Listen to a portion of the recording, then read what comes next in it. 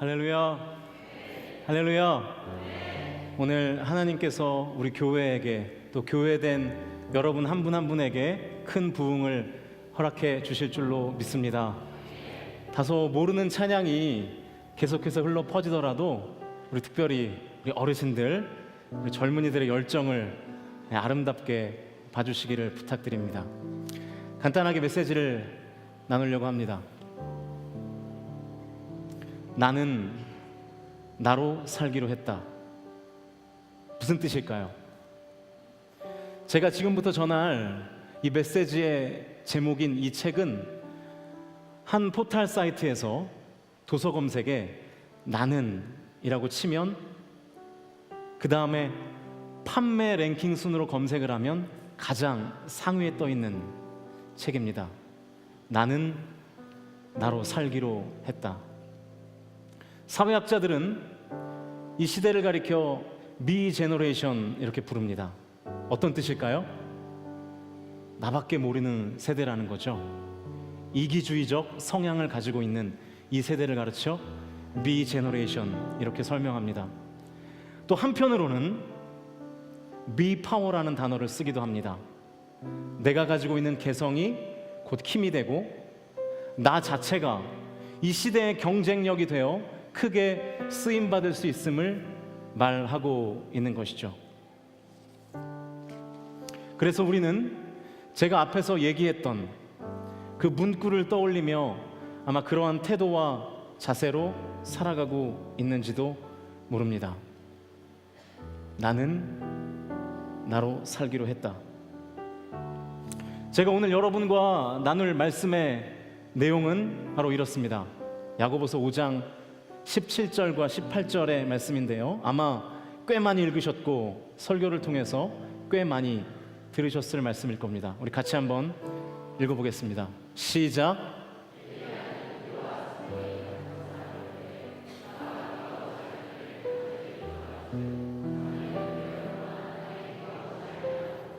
다시 기도하니 하늘이 비를 주고 땅이 열매를 맺었느니라. 아멘.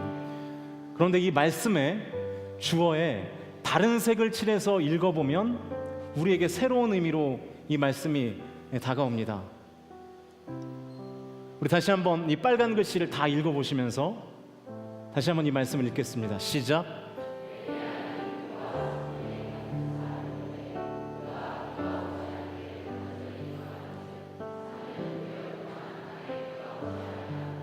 그가 다시 기도하니 하늘이 비를 주고 땅이 열매를 맺었느니라.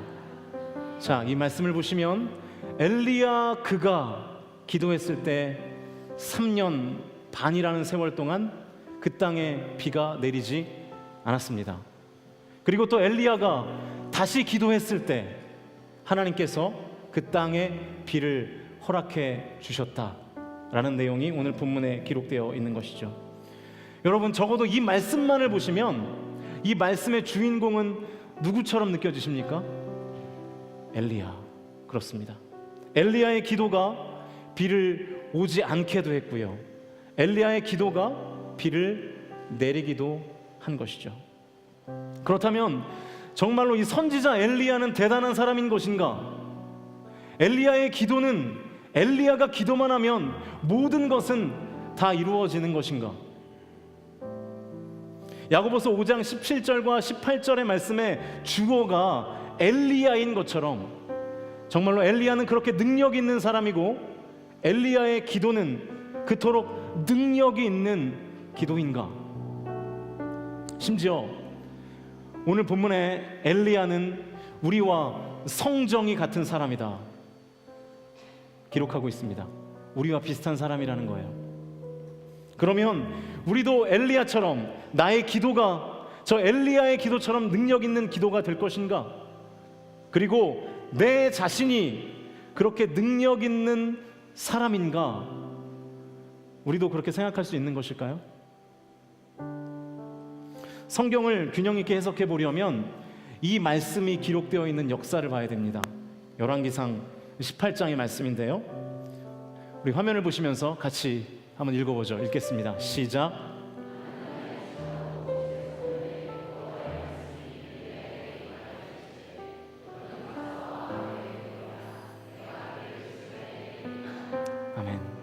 여러분, 이 말씀에서 야고보서의 내용과 좀 다른 부분이 느껴지십니까? 자, 그러면 동일한 방식으로 이 말씀에도 주어의 색을 칠해서 우리가 다시 한번 읽어보겠습니다. 다시 한번 읽습니다. 시작.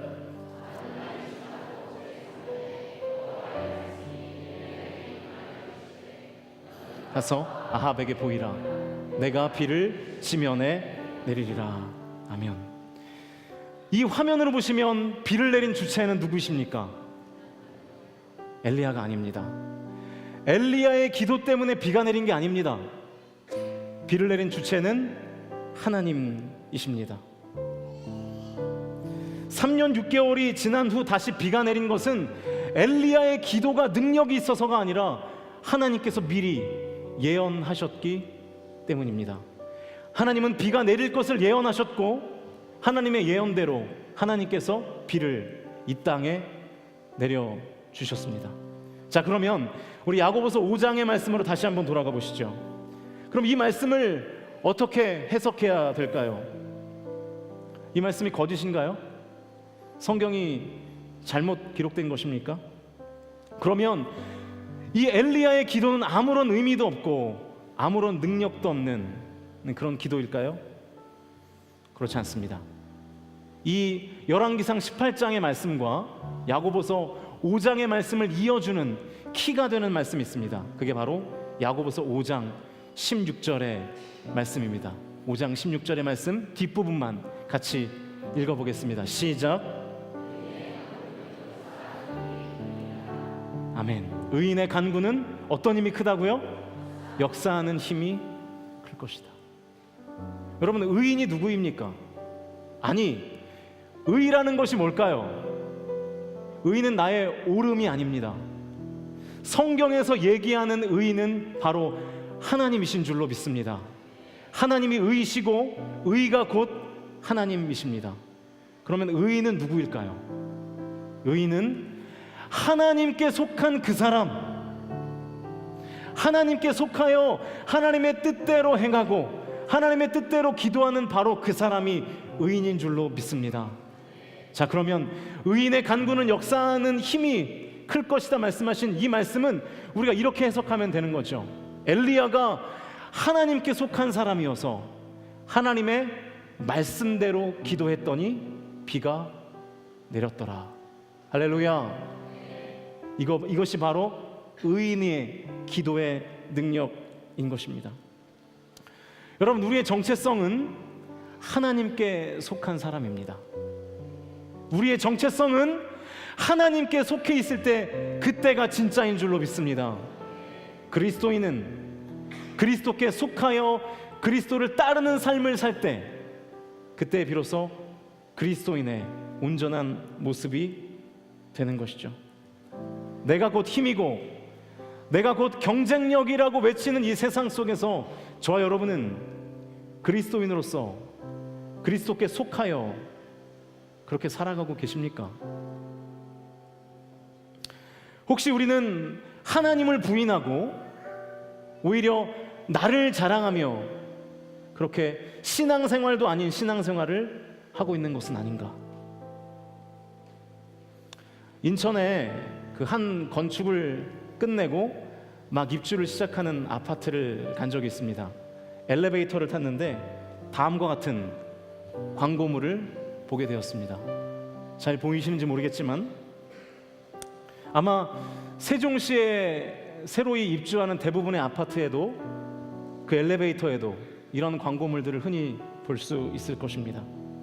혹시나 해서 교회 이름과 전화번호는 지웠습니다. 이 사진이 무엇을 의미할까요? 적어도 이 광고에 의하면 교회는 블라인드 업체와 에어컨 업체와 심지어 홍콩 반점과 같은 위치에 놓여 있습니다. 여러분, 이 광고처럼 저와 여러분에게 교회는, 아니 교회의 주인이신 하나님은 저와 여러분에게 어떠한 위치를 차지하고 있습니까? 주인공인 입주민이 블라인드 업체와 에어컨 업체를 선택하는 것 마냥 교회를 선택하듯이 혹시 저와 여러분이 하나님을 취사 선택하는 신앙생활을 하고 있는 것은 아닌가? 내가 음식점을 선택하듯이 하나님을 선택하고, 내가 블라인드 업체를 선택하듯이 하나님을 선택하는 것은 아닌가? 그래서 내가 주연이고 하나님은 조연으로 전락해버리는 그런 신앙생활 같지 않은 신앙생활을 우리가 하고 있는 것은 아닌가 하는 것이죠. 야고보서 5장에 나오는 이 엘리야의 기도, 이 성경의 내용을 잘못 읽어서 신앙생활의 주인이 마치 나인 것처럼 나를 주장하고 나를 드러내고, 내 뜻이 하나님과 뜻과 같으면 그 하나님의 말씀대로 순종하고, 내 뜻과 하나님의 뜻이 다르면 하나님의 뜻을 과감히 내쳐버리는 그런 신앙생활 같지 않은 신앙생활을 우리가 하고 있는 것은 아닐까요? 저와 여러분에게 신앙은 반드시 이수해야 하는 전공 필수입니까? 아니면 하면 좋지만 하지 않아도 되는 교양 선택입니까? 혹시 우리는 교회를 다니고 신앙생활하는 것을 음악회를 다니고 미술관을 다니는 것처럼 우리는 그렇게 교회를 다니며 신앙생활을 하고 있는 것은 아닌가? 오늘 이 예배의 주제가 부흥이고 부제가 순수한 신앙으로의 회복입니다. 부흥이 뭘까요? 부제의 내용처럼 순수한 신앙을 회복하는 것입니다. 그러면 순수한 신앙을 회복하는 것이라는 것은 뭘까요? 그것은 교양 필수, 교양 선택의 자리에 있는 그 하나님을 전공 필수의 자리에 돌려놓는 것, 그것이 바로 부흥입니다. 내가 하나님을 선택하는 것이 아니라 하나님이 나를 택하셨기에 하나님 명령하시면, 하나님 말씀하시면 그 말씀에 아멘하고 순종하는 것, 그것이 바로 부흥입니다. 저와 여러분에게 이 신앙이 있으시기를 주의 이름으로 축복합니다. 19세기 최고의 설교가로 꼽히는 찰스 스펄전은 성도의 삶에 나타나는 믿음의 승리라는 그의 책에서 다음과 같이 말했습니다. 우리 같이 한번 읽어볼까요? 시작.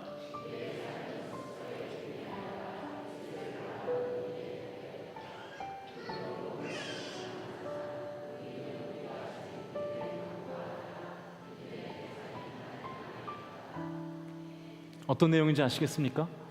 내가 아니라는 거예요. 나의 믿음이 능력이 아니라는 것입니다. 능력은 믿음의 대상인 하나님께 있는 줄로 믿습니다. 여러분, 신앙생활을 어떻게 하고 계십니까? 여전히 나를 주장하며 내 뜻대로 되지 않으면 다 팽개쳐버리는, 우리가 그런 신앙생활을 하고 있는 것은 아닌가? 나를 바라보면 안 됩니다. 나의 믿음을 바라보면 안 됩니다. 예수님을 바라볼 때 그때부터 우리가 진정한 신앙생활을 시작하게 될 줄로 믿습니다.